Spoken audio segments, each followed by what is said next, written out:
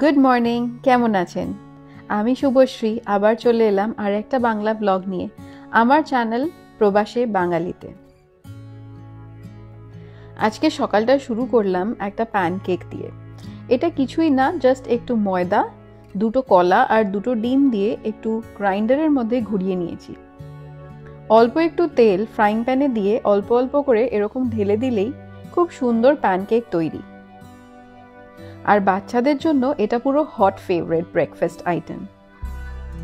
আমার সবসময় টেবিলে বসে খাওয়ার সুযোগটা হয় না।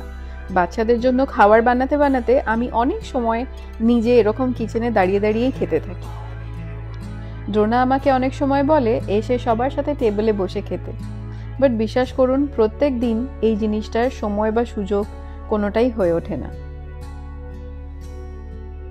স্প্রিং এসে গেছে বলে ঘাসগুলো বেশ বড় হয়ে যাচ্ছে, তাই জন্য আপনি যদি কোনো কমিউনিটিতে থাকেন, ওরাই নিজেরা রেসপন্সিবিলিটি নিয়ে প্রত্যেক সপ্তাহে এই গ্রাস কাটিংয়ে চলে আসে।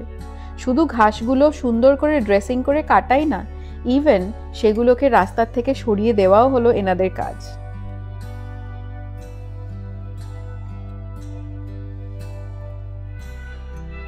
বাইরেটা দেখেও খুব ভালো লাগছে। এখন স্প্রিং আসাতে লোকজন আস্তে আস্তে বাইরে হাঁটা চলা, এক্সারসাইজ করার জন্য বেরোতে শুরু করেছে। শীতকাল এলে একটা পাখি পক্ষীরও দেখা পাওয়া যায় না বাইরে।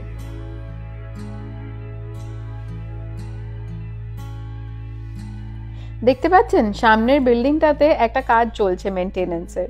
অ্যাকচুয়ালি আমাদের বাড়িগুলো না সব কাঠের। বাইরের ওয়ালটা যদিও বা পাথর সিমেন্ট দিয়ে বানানো, কিন্তু ভেতরের দেওয়ালটা পুরোপুরি কাঠের। আর এই যে ব্যালকনিগুলো দেখছেন সব বাড়িতে একটা করে আছে, এই ব্যালকনিগুলো পুরোটাই কাঠের বানানো। এখন হয়তো ওই বিল্ডিংটাতে কোনো মানুষ নেই, তাই জন্য ওরা ওদের ব্যালকনিটাকে পুরোপুরি খুলে তারপরে আবার রিপেয়ার করছে। রান্না করার আগে চলুন একটু রান্নাঘরটা পরিষ্কার করে নেওয়া যাক।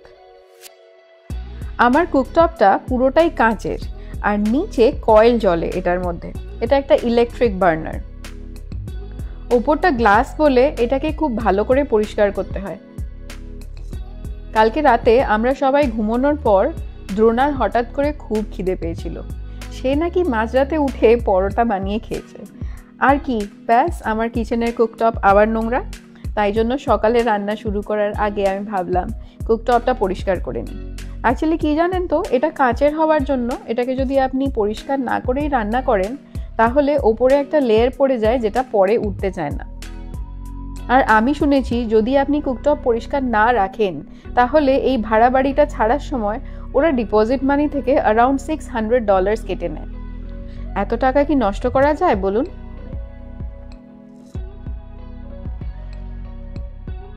পরিষ্কার শেষ, এবার রান্নার পালা। জানেন এই সবজিটাকে কি বলে? আমরা এটাকে বলি কুন্দ্রি। আপনি যদি অন্য কোনো নামে জানেন তাহলে আমাকে কমেন্টে লিখে নিশ্চয়ই জানাবেন।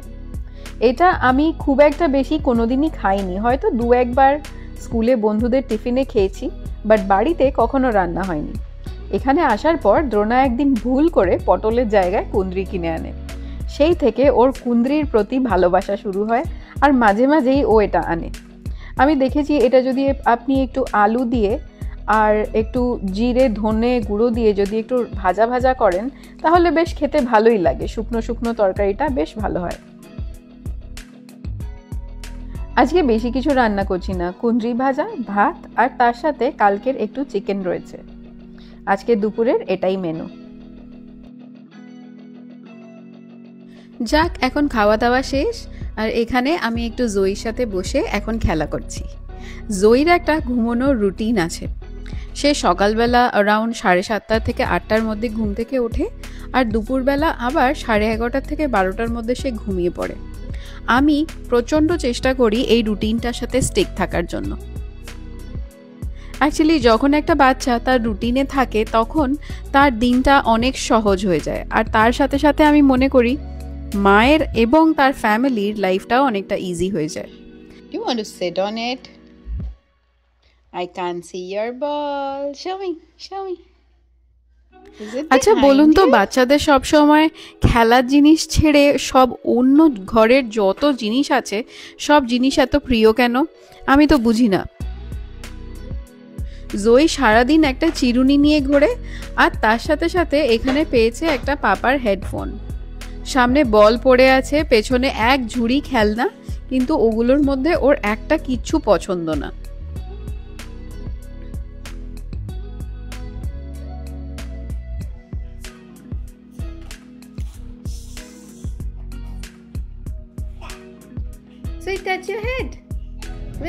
আর দুই বোন একসাথে এলে তো কোনো কথাই নেই, সারাক্ষণ খুনসুটি, টানা টানি। আর একটা জিনিস জয়ী এখন নতুন শিখেছে, যে সানভি যদি কিছু ওর থেকে নিয়ে নেয় বা ও যদি কিছু না পায়, ও আমার দিকে তাকিয়ে কাঁদতে শুরু করে দেয়।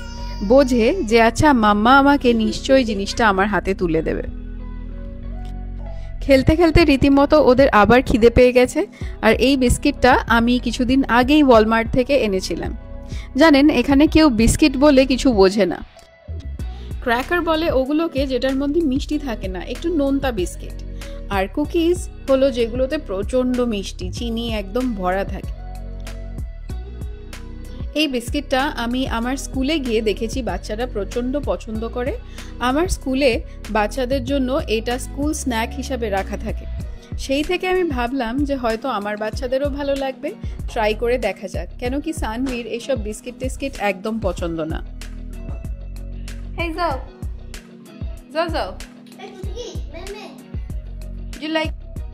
আপনারা যারা জানেন না, আমি একজন প্রি স্কুল টিচার। আমি সারাদিনের জন্য আমার চাকরিতে স্কুলে চলে যাই, আর ওই সেম স্কুলে জয়ীও আমার সাথে যায়, ও ওখানে ডে কেয়ারে থাকে। আর সানভি এখন বড় হয়ে গেছে, ও এখন 4th গ্রেডার, ও নিজের স্কুলে চলে যায়। আর সানভি স্কুলের পরে কিছুক্ষণের জন্য ও আফটার কেয়ারে থাকে। এই যে দেখুন, আবার একটা বড়দের মতো কাজ শুরু করেছে। নিজের বটল ফেলে দিয়ে এই বড়দের সিপি বটল থেকে জল খাওয়ার প্রচণ্ড চেষ্টা চলছে। আচ্ছা, আমাকে লিখে জানাবেন কমেন্টে আপনাদের এই ব্লগগুলো কেমন লাগছে। আর আপনার ঘরেও যদি বাচ্চা থাকে তাহলে নিশ্চয়ই জানাবেন যে ওরাও কি এরকমই কাজ করে জয়ীর মতো।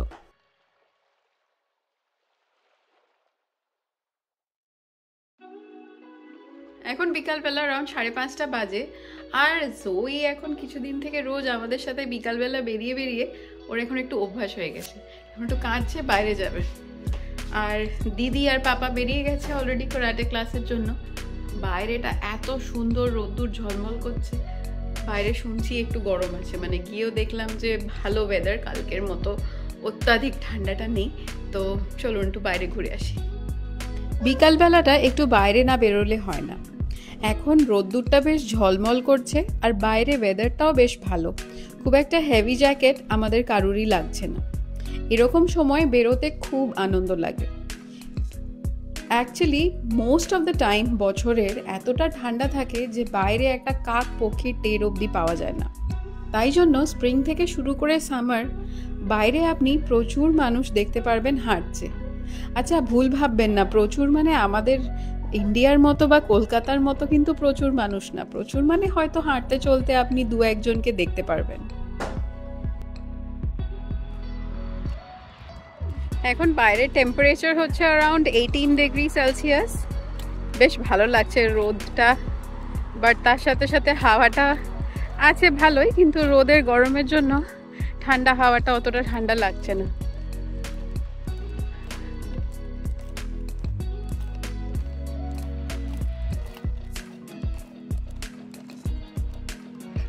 এই গাছটা কি সুন্দর হলুদ হয়ে রয়েছে। দেখুন আজ কার দেখা মিলল, দূরে দেখতে পাচ্ছেন একটা হরিণ দাঁড়িয়ে আছে। এগুলো এতটাই ক্যামোফ্লজ করে থাকে যে কিছু বোঝাই যায় না। এখানে 3টে হরিণ একসাথে দাঁড়িয়ে আছে। অ্যাকচুয়ালি গরমের সময় হরিণটা এখানে প্রচণ্ড কমন, সবসময় দেখা যায়। ইভেন আমার ব্যালকনির সামনেও হরিণ চলে আসে অনেক সময়।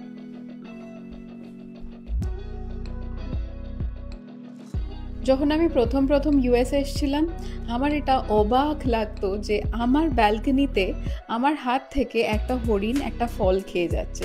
এটা আমার জন্য একটা বিশাল ব্যাপার।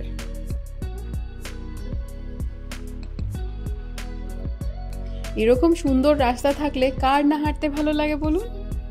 আর এখানে ফিজিক্যাল অ্যাক্টিভিটি বলতে বাইরে হাঁটাহাঁটি, এক্সারসাইজ খুব একটা বেশি হয় না, তাই জন্য আমি চেষ্টা করি প্রত্যেক দিন একটু যাতে বাইরে বেরিয়ে যেতে পারি যখন ওয়েদার ভালো থাকে। এখানে দুটো গুজ বসে আছে, এরা না এখানেই থাকে। আমি প্রত্যেক দিন যখন এখান থেকে হাঁটতে যাই ওরা ওই জায়গাটাতেই বসে থাকে। চলে এলাম আমরা পার্কে, বড় বাচ্চারা খেলছে আর এখানে জয়ী বাচ্চা দাঁড়িয়ে দাঁড়িয়ে দেখছে যে দিদি কেমন করে অন্যদের সাথে খেলছে। বাচ্চাদের জানেন বাইরে নিয়ে গেলে ওদের খুব ভালো লাগে, তাই জন্যই আমি রোজই চেষ্টা করি যাতে জয়ীকে নিয়ে একটু যাতে বাইরে বেরোনো যায়। অন্য সময়ে যখন ডে কেয়ার যায় তখন তো ওকে দিনে 2 বার করে বাইরে নিয়ে যাওয়া হয় আউটডোর প্লেগ্রাউন্ডে।